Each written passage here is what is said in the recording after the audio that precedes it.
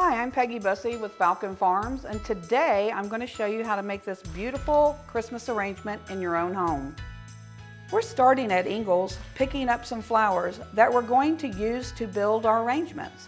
All the flowers we are working with today are available at Ingles. Just ask your floral department.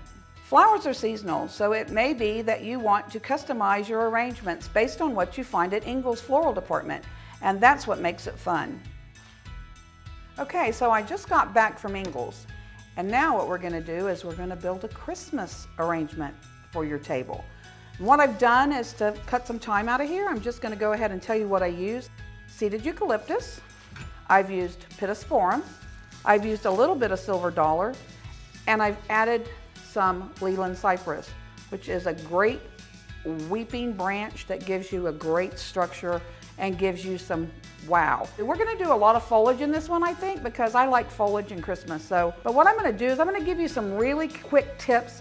Hydrangea is one of the most sought after flower that we use at Ingles right now. It's hot on the market. Everybody wants it for every occasion, but they're delicate and they have a tendency to need a lot of water.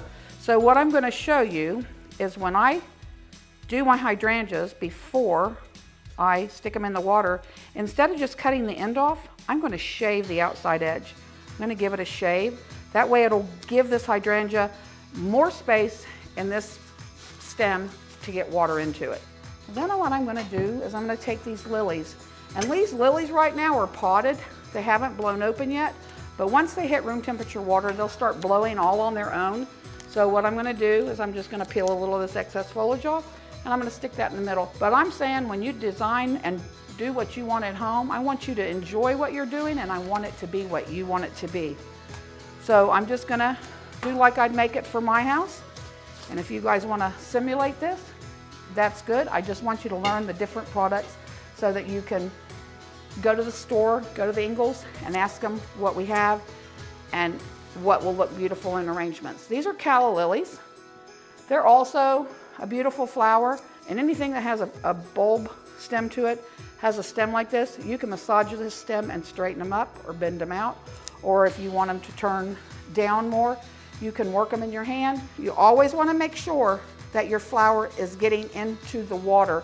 So I would say at least 3 to 5 inches if you can. If you can't, when you're working in an oasis form, which we're working straight into water here, but if you're working into an oasis form, you want to get at least 2 inches deep into the oasis. That way it gives them a good drink. These are Gerber daisies. Is anybody familiar with a Gerber daisy, you guys? You know that Gerbers are a delicate flower. They're also a Holland flower. They're also a tube flower.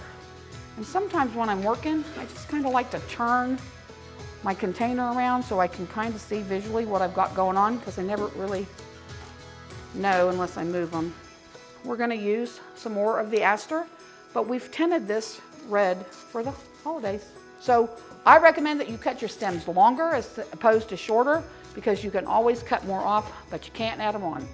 We might stick a couple of these roses in there. Right now, everybody's using different colors for the holidays. You know, red and white was the original color, and that's what everybody wanted.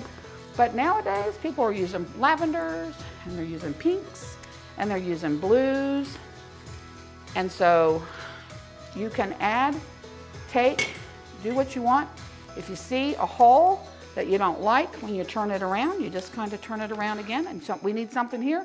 If I can get a Gerber that wants to behave, we're just going to stick them in there and fill that hole. So we're going to spin this around one more time, see what we think. I think we're pretty structurally sound. We're kind of all the way around. So there you go, a centerpiece for your family's table.